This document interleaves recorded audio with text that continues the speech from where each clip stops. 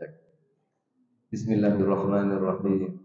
Assalamualaikum warahmatullahi wabarakatuh. Innal hamdalillah nahmaduhu wa nasta'inuhu wa nastaghfiruh wa na'udzu billahi min shururi anfusina wa sayyiati a'malina. May yahdihillahu fala mudilla lahu wa may yudlil fala hadiya lahu. Asyhadu an la ilaha illallah wahdahu la syarika lahu wa asyhadu anna Muhammadan abduhu wa rasuluh. Allahumma salli wa sallim wa barik ala nabiyyina Muhammadin wa ala alihi wa ashabihi wa man tabi'ahum bi ihsanin ila yaumiddin. Qala Allah Ta'ala fil Qur'anil Karim, a'udzu billahi minasy syaithanir rajim. Ya ayyuhalladzina amanu taqullaha haqqa tuqatih wa la tamutunna illa wa antum muslimun.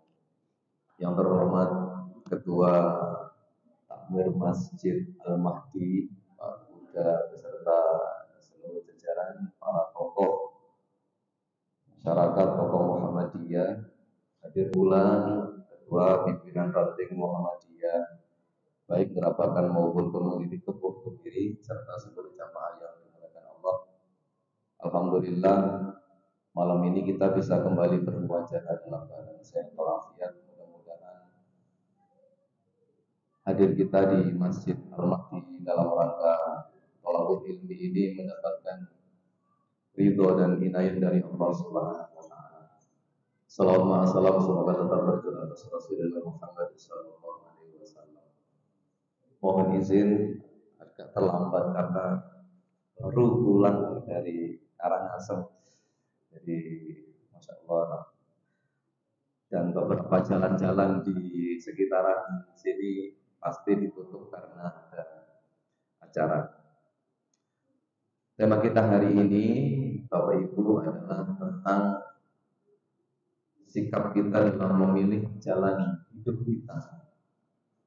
Setiap saat dalam diri kita itu, Pak, itu selalu terjadi tarik ulur antara kebaikan dan keburukan.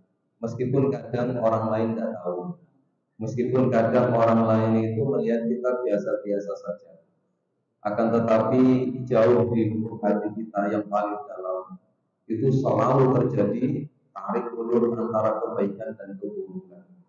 Kalau kemudian kita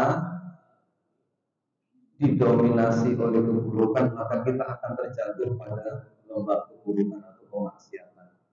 Nah, ngaji kita hari ini kita akan mencoba mengulas tentang bagaimana sikap kita tentang pilihan-pilihan yang selalu ada dalam diri kita agar kita tidak salah jalan.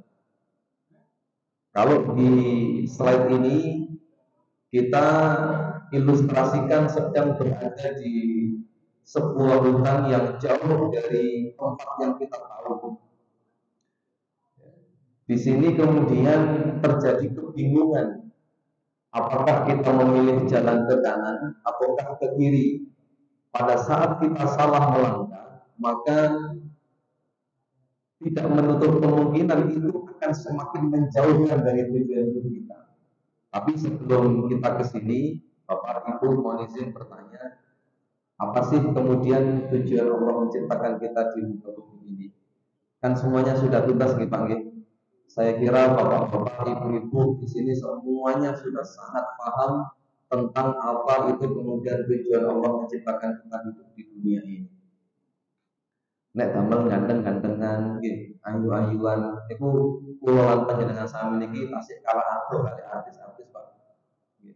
Umpami damel sufi-sufi ae ngoten nggih tasih kalah adoh sufine kali tiang-tiang sing sufi-sufi.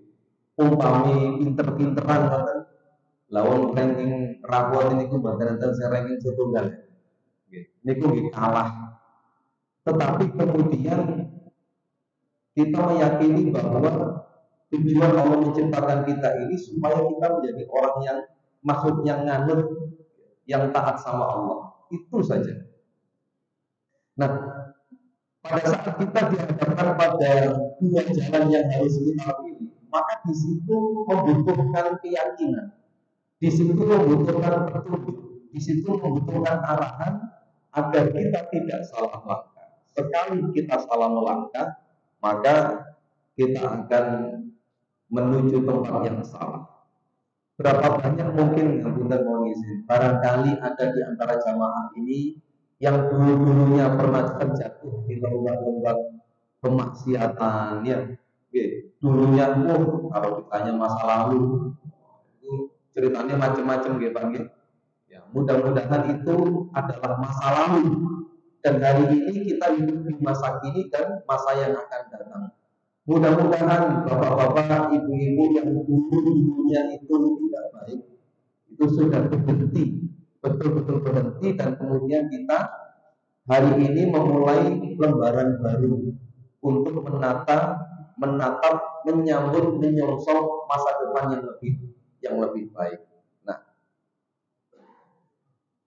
selanjutnya dua jalan itu namanya right decision sama wrong decision. Ada jalan itu kemudian namanya jalan kebaikan dan jalan keburukan. Kelihatannya sepele. Pada saat kita salah dalam menentukan jalan, maka nanti nyampainya itu ke tempat yang salah. Surga dan neraka itu memang masih jauh, Pak. Saya ulang, surga dan neraka itu memang masih jauh, dan kita masih harus ratusan tahun ke depan untuk bisa sampai ke sana. Akan tetapi yang perlu kita waspadai, kita sadari bahwa jalan menuju surga dan neraka itu ditentukan hari ini, ditentukan ketika kita masih berada di dunia. Oleh karenanya Allah Subhanahu wa Ta'ala ini memberikan kebebasan kita memilih jalan itu. Sampai kemudian dalam hadis riwayat Tabrani itu, Atani Jibril, dengan Rasul mengatakan, datanglah Jibril kepadaku. Faqala, lalu Jibril berkata, ya Muhammad, isma syi'ta fa innaka mayyitun. Ada 3. Wahai Muhammad, hiduplah semaumu, maka ingatlah bahwa engkau pasti akan mati. Yang kedua, wa ahbib ma syi'ta fa innaka mufariquhu. Cintai apa-apa yang kau cintai, tapi sadarilah bahwa kelak engkau pasti akan berpisah dengannya. Dan yang ketiga, wa ma syi'ta fa innaka majziyun. Berbuatlah semaumu, tetapi ingatlah bahwa setiap perbuatan itu pasti akan diberikan balasan oleh Allah Subhanahu wa Ta'ala. Artinya ada 2 jalan yang kemudian selalu Allah berikan. Ada jalan yang di situ dipilih dalam surat Asy-Syams ayat 8 itu, fa'alhamaha fujuraha wa taqwaha. Allah itu ilhamkan 2 jalan kepada setiap manusia, bahwa jalan yang pertama itu disebut dengan jalan fujur, dan yang kedua adalah jalan takwa. Nah, hari ini kita sedang berproses menuju jalan yang mana. Ini kadang-kadang kalau kita sudah beriktikad baik, berazam, berniat untuk memilih jalan takwa, ini kadang-kadang itu kita tetap bisa belok. Kadang-kadang kita tetap bisa belok. Kenapa belok? Karena kita ini tidak maksum, karena kita ini tidak terjaga. Kecuali hanya Rasulullah SAW saja, satu-satunya manusia terbaik di muka bumi ini yang dilindungi oleh Allah Subhanahu wa Ta'ala, yang diprotek sedemikian rupa agar tidak tersentuh kemaksiatan demi kemaksiatan. Lalu orang kali menjenengan sami ini dereng maksud. Ini kadang-kadang ya masih suka-suka tergelincir, gitu. Yang penting bukan jadi hobi. Yang penting tidak membuat circle-circle keburukan. Itu yang paling penting. Nah, kalau kita kembali kepada slide ini, ketika seseorang itu memilih jalan takwa, ketika memilih jalan takwa, maka jiwanya positif. Orang yang kalau dalam hidupnya ini memilih jalan takwa, maka jiwanya positif. Kemudian ketika memiliki jiwa yang positif, disambung dengan pikiran yang positif. Founding father negara kita tercinta, Indonesia Raya, ini dalam membuat syair lirik lagu Indonesia Raya ini pun terus yang dibangun harusnya yang dibangun pertama kali itu apa kan? Bangunlah jiwanya, bangunlah raganya, kan untuk Indonesia Raya. Masya Allah. Tahu betul bahwa kalau manusia itu yang dibangun pertama kali adalah jiwanya, maka nanti badannya juga nanti akan jadi sehat. Maka sekarang bagaimana cara membangun jiwa? Salah satu cara membangun jiwa yang baik itu adalah dengan menginstal ketakwaan kepada anak-anak kita, kepada diri kita. Bapak-bapak, kalau punya anak, ya kira-kira masih SD, internya nonton, ngitung itu bisa kalkulator, tapi ngabur ya loh. Halo, bahasa Inggris itu ngawel, bahasa Inggris itu ngawel. Cuman kemudian sholatnya gengel. Ya, tentu kemudian kita intinya ideal punya anak yang pintar matematika, bahasa Inggris, sholatnya juga baik. Tapi kemudian yang dibangun pertama kali adalah jiwanya. Maka jiwa ini yang kemudian akan membuat produk-produk dalam diri kita. Produk pertama adalah pikirannya positif. Orang kalau selalu memilih jalan takwa, tidak ada dalam pikirannya ini pikiran-pikiran negatif. Contohnya ngeten, sholat di Masjid Al-Mahdi, parkirannya jelas, tidak ada security, betul Bang ya? Nah, kalau seseorang memiliki jiwa yang negatif, maka pasti berpikir di antara sekian banyak motor mana yang paling baru. Nah, kira-kira nanti kalau yang punya itu baru takbir, itu beraksi. Nah, itu jiwanya, pikirannya negatif. Nah, kita ini kan tidak pernah seperti itu. Bahkan ada HP jamaah yang jatuh, jenengan punya keinginan untuk ngambil kalau ada HP-nya jamaah jatuh di sini di masjid, ada kontak jatuh di masjid, yang jenengan lakukan apa? Mengumumkan ada uang jatuh ini, ada uang jatuh, ada dompet jatuh.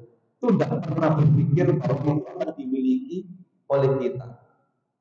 Jiwanya positif, pikirannya positif, maka perbuatannya juga akan positif.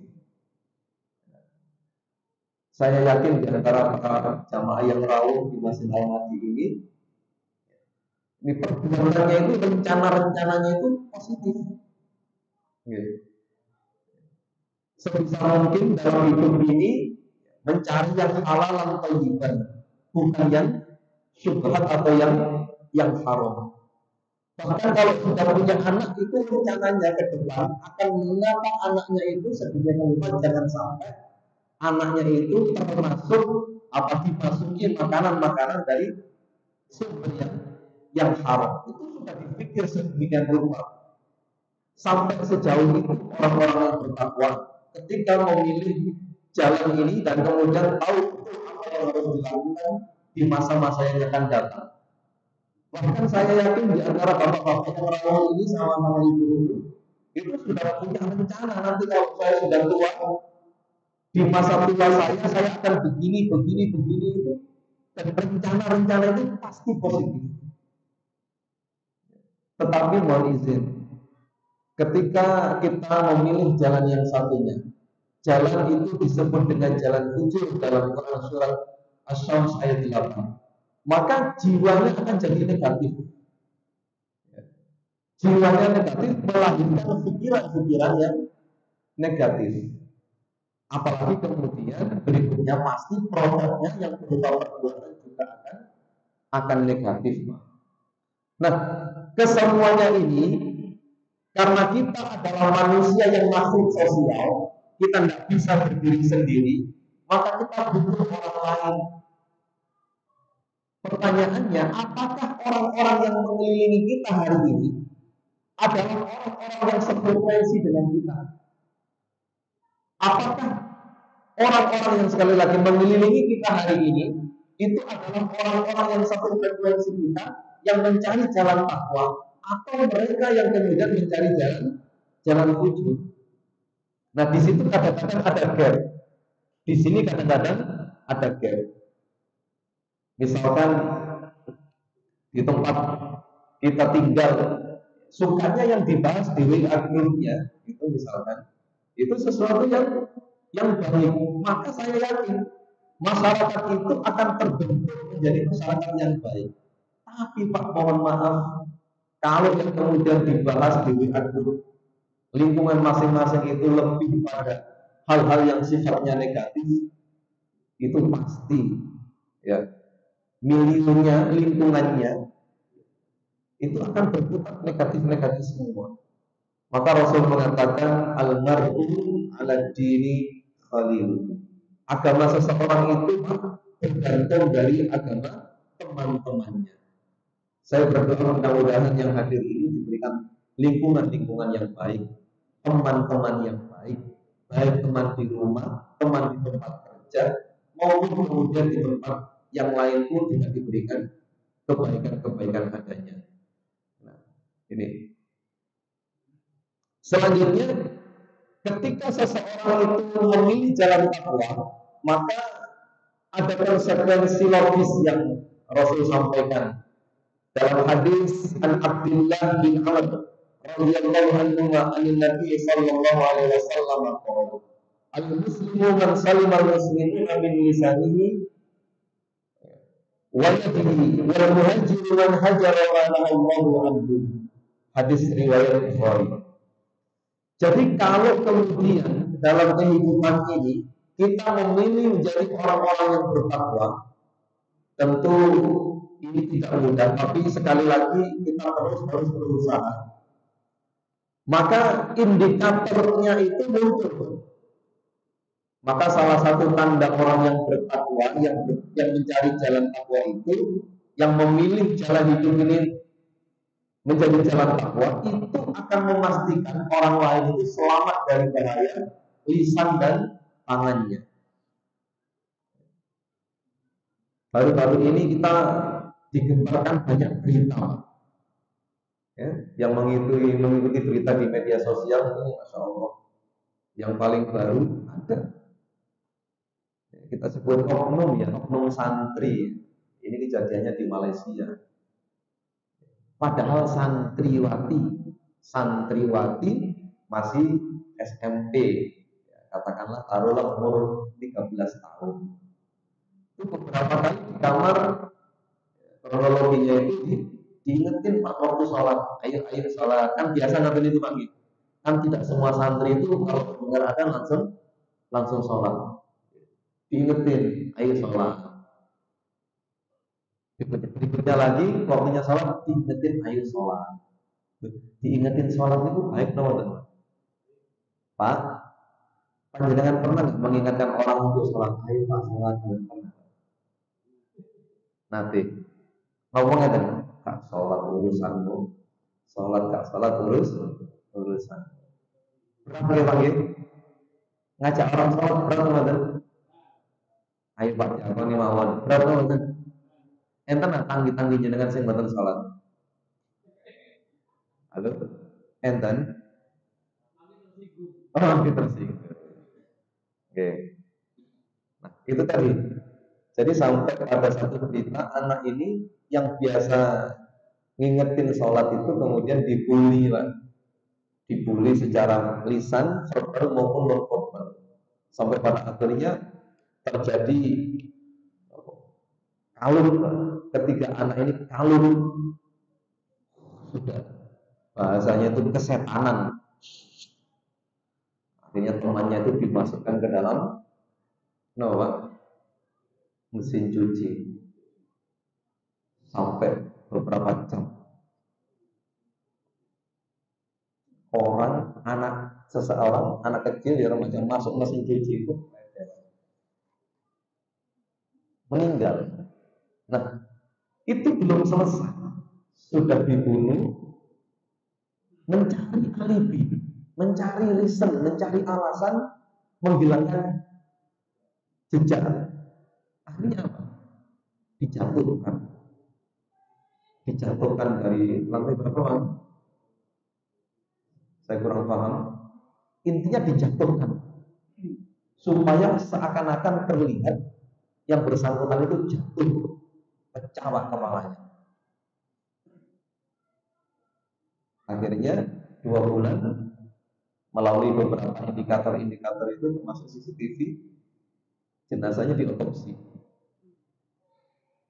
Qadarullah, Masya Allah, dibuka itu pengakuan orang-orang yang membuka itu masih utuh dan wangi, masih utuh dan wangi. Akhirnya menetapkan ketiga temannya tadi sebagai tersangka. Ini, Pak, ini saja kemudian di dalam pesantren misalnya. Nah, apalagi yang kemudian di luar pesantren.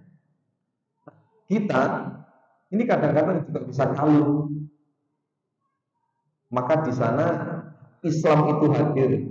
Kalau pas kita marah dalam keadaan berdiri, maka yang kita lakukan apa, Pak? Duduk. Kalau duduk sudah masih belum tenang, kita dianjurkan mengambil air wudhu.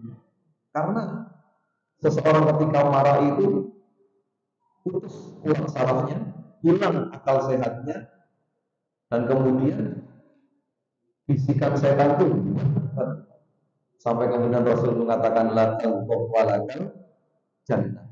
Surga itu diberikan kepada bagi mereka yang tidak atau yang bisa menahan marah. Nah, maka orang-orang yang memilih jalan takwa ini dalam hidupnya sebisa mungkin memastikan lisannya ini betul-betul menjadi lisanan yang nafi'an, lisanan yang zakiran. Jangan sampai dari lisannya yang mungil ini, yang lidah tidak berbuang dan tidak berduri ini menyakiti orang lain. Jadi sampai ada satu mahfudzah juga mengatakan fakir qoblan ta'zimah. Pikir baik-baik sebelum kau berbuat atau melakukan sesuatu. Maka mari terhadap lisan itu kita qulil haqqo walau kana murra, atau man kana yu'minu billahi wal yawmil akhir falyaqul khairan aw liyasmut.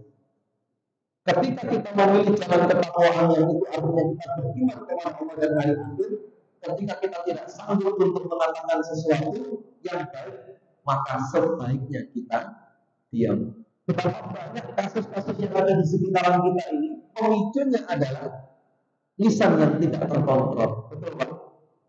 Halo? Betul, Pak? Berapa banyak kasus-kasus yang ada di sekitaran kita itu, pemicunya adalah lisan yang tidak terkontrol. Maka hati-hati betul.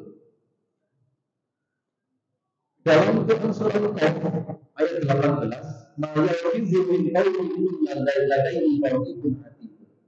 Tidak ada sesuatu yang kita ucapkan dalam hidup ini kecuali itu dicatat oleh dua malaikat, yaitu raqibun atid, yaitu malaikat raqib dan atid. Maka mudah-mudahan saya berdoa yang hadir, yang hadir di Masjid Al-Mahdi ini adalah orang-orang yang memiliki kalimat-kalimat, ucapan-ucapan yang solutif, bukan kalimat-kalimat yang provokatif, bukan kalimat-kalimat yang sekali berucap itu menyakiti hati orang lain. Tetapi mudah-mudahan kita adalah orang yang dinanti atas kebijakan kita, kebijaksanaan kita, karena memberikan solusi atas masalah-masalah yang dihadapi orang lain melalui lisan kita. Yang kedua, kita pastikan orang lain selamat dari bahaya tangan kita. Tangan kita ini, Masya Allah, ini curahan produk yang ada dalam tubuh itu, produknya dua, lisan dan tangan. Ini beberapa kajian juga saya sampaikan. Kalau mau lihat isi hati seseorang, itu tidak perlu jauh-jauh, ya, cukup dilihat apa yang sering diucapkan dan apa yang sering dilakukan dengan perbuatannya. Teko ceret ini, Pak, nek diiseni kopi, ketika dituang di gelas, maka keluarnya nggih kopi, mboten mungkin nggih Pak Agus nggih diiseni kopi medal STMJ, mboten mungkin. Tidak mungkin. Maka kalau ingin tahu apa isi hati yang ada dalam diri seseorang, maka cukup kita lihat bagaimana dia berucap dan bagaimana dia berbuat. Nek sedikit-sedikit istighfar, sedikit-sedikit kalimat thayyibah yang keluar, oh berarti memang jeruannya itu solih. Dalemannya itu solih. Yang ada dalam dirinya itu solih. Nek titik-titik. Nah, nek titik-titik. Nah, lebih nggih ngoten. Kurang lebih nggih ngoten isine. Makanya ketika seseorang itu dalam kondisi yang sakaratul maut, itu kumpulan kalimat jelas, kalimat tauhid, tahlil la ilaha illallah, supaya kalimat terakhir yang mengantarkan dirinya kepada rohnya itu adalah kalimat tunggal, kalimat tauhid yang itu membersihkan dirinya dari segala bentuk kemusyrikan dan segala bentuk kemaksiatan yang ada kepada Allah Subhanahu wa taala. Dituntutnya begitu. Tapi mau izin Pak, tidak semua orang yang dalam posisi sakaratul maut itu bisa dituntut dengan enak. Tergantung bagaimana kebiasaan selama hidupnya. Saya sering sampaikan, suatu ketika saya nganter bilik saya HD di RSUD. Ya. Sebelum sampai ruangan itu kemudian masih transit dulu karena waktu itu penuh atau gimana. Transit di IGD. Wah di IGD ketemu banyak beragam penyakit seseorang. Nah kebetulan saat itu ada korban kecelakaan. Ya pasiennya itu remaja. Saya lihat apa kakinya itu sobek dengan sobekan yang sangat parah, darah itu ngalir, ngerti nggih? Masya Allah. Sakitnya itu mungkin laut turun. Tapi reaksi dari sakit ini kemudian, reaksinya itu mengucapkan kalimat-kalimat yang tidak enak didengar Pak. Sampai dia harus diisolasi di satu ruangan tertentu karena tetangga pasiennya itu risih terganggu mau isolasi Pak. Dan itu di bawah sadar. Ternyata zat yang ada dalam alam bawah sadar dia itu gitu. Dan pernah saya menjumpai dalam satu daerah tertentu anak kecil baru bisa ngomong. Terus diajarin Yesus. Anak kecil baru bisa ngomong. Itu diajarin Yesus. Boleh misalnya bapak itu pulang dari kerja, mantu dinyambut, terus disambut dengan kalimat Yesus. Nanti kayak jajan. Lah terus bapak itu menyambut tambah. Bapakmu tuh kok. Ayo ngomong. Yang digotel. Astagfirullah. Didik sedemikian rupa. Bahaya ya. Makanya kita harus mengajarkan anak-anak kita kalimat-kalimat thayyibah dengan benar. Banyak beristighfar, mengucapkan hamdalah, masya Allah. Hari ini kalau kita nggak membiasakan menyebut lafaz Allah itu sulit Pak. Diganti sing dhuwur. Nggih. Sing ngecet lombok. Ngarani Gusti Allah iki lho sadar. Sing gawe urip. Sing ngecet lombok. Sing dhuwur. Nggih, bener sajane. Cuma kan punya nama Allah. Ya punya nama Allah. Tapi karena nggak terbiasa, sulit. Makanya sesuatu itu kalau kita biasakan, itu jadinya enak. Anak kecil dalam proses pertumbuhannya itu kalau dibiasakan diajari sholat, itu gerakan-gerakan sholat ini itu lemes Pak, lentur. Nek sholat ini itu nembe usia 50 tahun nembe sholat, tak boleh jamak nih. Tahiyat, duduk istiros nanti wah tenan. Iki pemain bola misalnya, mboten loro kecuali sing asam urat itu, ini sing tidak mengatakan begitu. Ya begini-begini itu kalau dalam kehidupan nyata, ya betul-betul kita rasakan. Maka semoga saya berdoa mudah-mudahan panjenengan dan keluarga panjenengan semuanya serta keluarga saya ini betul-betul menjadi orang-orang yang terkontrol lisannya, terkontrol perbuatan. Nauzubillah, jangan sampai kemudian lisan dan tangannya ini menjadi lisan dan tangan yang membahayakan orang. Oke. Nah ini dalam hadis riwayat Ahmad, "Walladzi nafsu Muhammadin biyadihi inna mathalal mu'min kamathalin nahlah akalat tayyiban wa wada'at tayyiban wa waqa'at falam tuksir wa lam tufsid." Sesungguhnya demi Allah, perumpamaan mukmin itu seperti lebah. Nah, seorang mukmin yang mencari jalan kehidupan ini mencari jalan takwa, maka dia diibaratkan sebagai seekor lebah. Sebaliknya, seseorang yang memilih jalan fujur dalam kehidupan ini, itu perumpamaannya seperti seekor lalat. Pandangan lalat itu Pak Monizin, pandangannya tajam, tapi yang dilihat pasti yang buruk-buruk. Penciumannya tajam, tapi yang dicium pasti yang buruk-buruk. Betul banget. Kalau misalkan ada bangkai, Monizin mau tanya, ada mati ini, ayam mati jadi bangkai. Kira-kira hewan yang pertama kali datang siapa? Lebah apa lalat? Lebah apa lalat? Lalat. Kalau lebah, bahaya. Nanti produknya bahaya. Madu, bangkai, ayam. Sak botol 5.000 per satu mas, udah.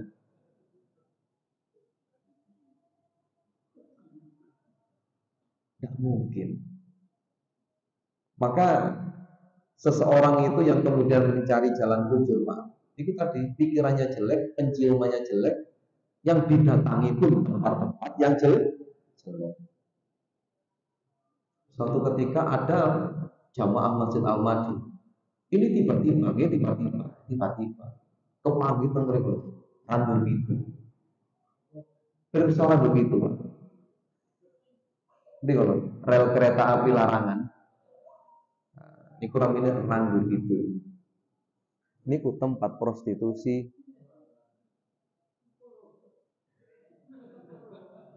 Saya pernah di prospek, Pak. Saya baru lulus pondok 2006. Teman-teman kampung itu ngajak jalan-jalan. Oh, punya teman Pak nih, teman SD, teman SMP, lama tidak ketemu, ikut saya, Pak. Sudah sampai di sana, dompet disuruh naruh, HP disuruh naruh. Itu kok security aja. Nanti mulai curiga saya, Pak. Digandeng saya, belakang saya itu tiga anak digandeng ngawalon menjelajah rel kereta api. Masya Allah, ampune, buat nanti bingung. Anjane sana selalu, Pak. Iya Pak Prapto.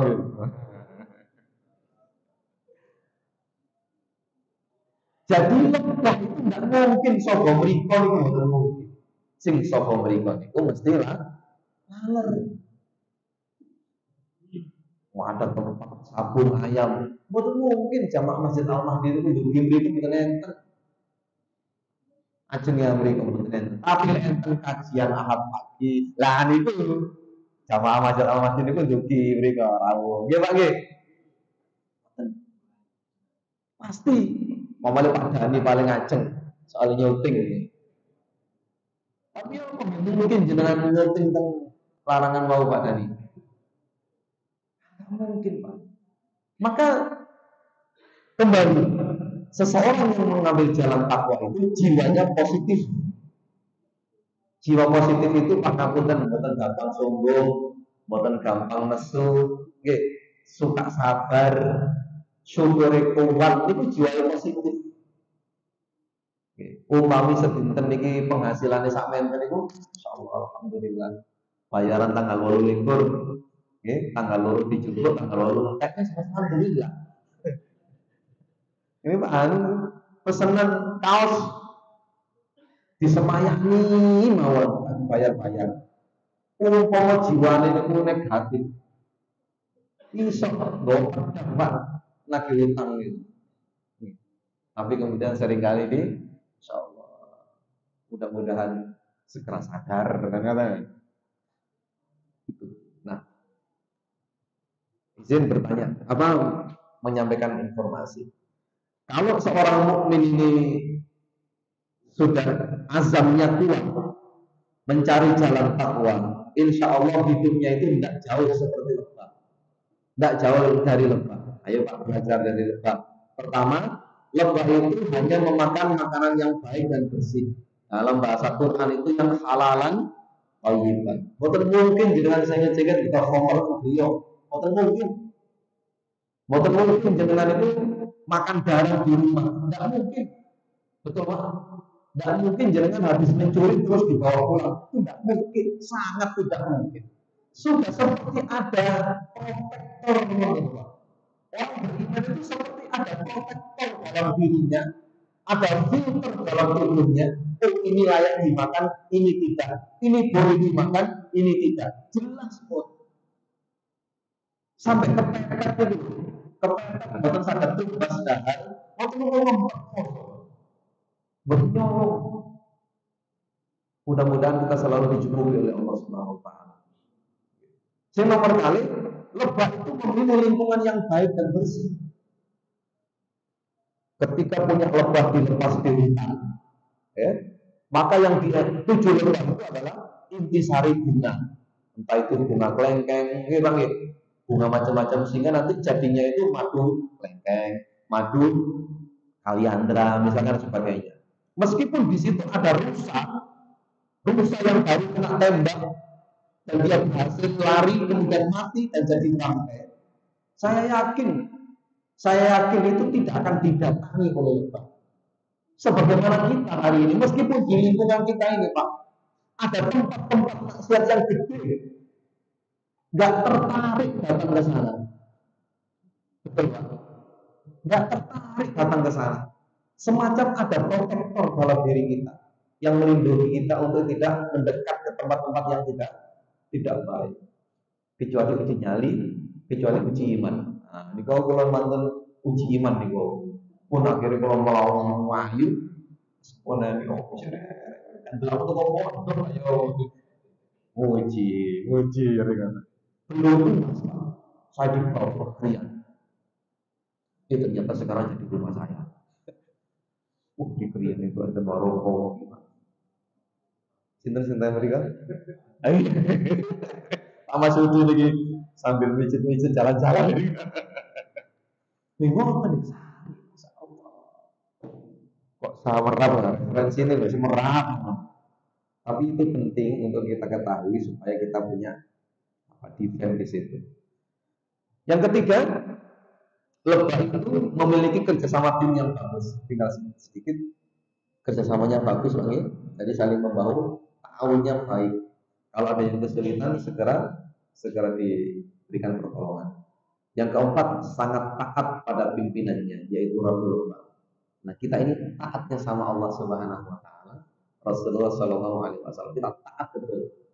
Maka kalau untuk memindahkan lebah yang begitu banyak, nggak perlu dipindah satu-satu, cukup dipindah ratunya. Untuk menggerakkan umat Islam supaya berkumpul, tidak perlu diundang satu-satu, cukup dipanggil melalui azan. Allahu Akbar, Allahu Akbar. Kemudian yang kelima, lebah tidak menyerang jika tidak diganggu. Umat Islam yang memilih jalan takwa itu pantang membuat gara-gara. Tapi kalaupun di gara-gara, tanya Pak Ali. Rasulullah sing mendele ngoten perang. Rasulullah itu perang perang. Abu Bakar perang, Umar perang. Kalau waktunya perang, nek mboten waktune perang mboten darah. Sing akhir menghasilkan madu yang sangat bersih dan bermanfaat. Ini adalah program kita yaitu lisanan tadi itu, lisanan zakiran, lisanan nafi'an, kemudian perbuatannya itu waqalu fi aunil abdi maka al abdu fi auni akhihi, selalu memiliki semangat untuk menolong dan membantu sesama. Intinya begitu. Yang paling akhir slide-nya, jadilah penyeru-penyeru kebaikan. Barang siapa yang mengajak orang lain menuju kebaikan, dia akan mendapatkan pahala semisal pahala yang mengikuti ajakan kebaikannya tanpa mengurangi pahalanya sedikit pun. Kalau hari ini kita sudah merasa cukup menjadi orang yang bertakwa, mari kita tingkatkan lagi, Pak. Tingkatkan lagi menjadi penyeru-penyeru kebaikan. Ya, supaya tidak hanya berhenti kebaikan itu pada diri kita, tapi juga mengalir kepada orang lain. Terakhir, Pak Nasution ini punya tekad. Itu tentu dalam rangka untuk mengalirkan kebaikan. Yang lain juga punya amal usaha. Itu semuanya dalam rangka untuk mengalirkan kebaikan-kebaikan. Dan hari ini yang punya karyawan-karyawan, Pak Anu, Pak Sinten, yang punya toko itu, kalau karyawannya kemudian di manage sedemikian rupa dengan ketaatan kepada Allah, itu masya Allah akan menjadi usaha-usaha yang sangat barokah di hadapan Allah Subhanahu wa taala. Itu yang bisa saya sampaikan. Saya kira memilih jalan ini penting, dan mudah-mudahan kita tidak salah dalam memilih jalan, dan mudah-mudahan terus istiqomah dalam memilih jalan kebaikan ini. Mudah-mudahan Allah berikan inayah, Allah berikan pertolongan, dan Allah berikan perlindungan kepada kita semuanya. Marilah kita akhiri dengan hamdalah dan kafaratul majlis. Subhanakallahumma wa bihamdika asyhadu an la ilaha illa anta astaghfiruka wa atubu ilaik. Alhamdulillahirabbil alamin. Nasrullah wa fathun qaribun. Assalamualaikum.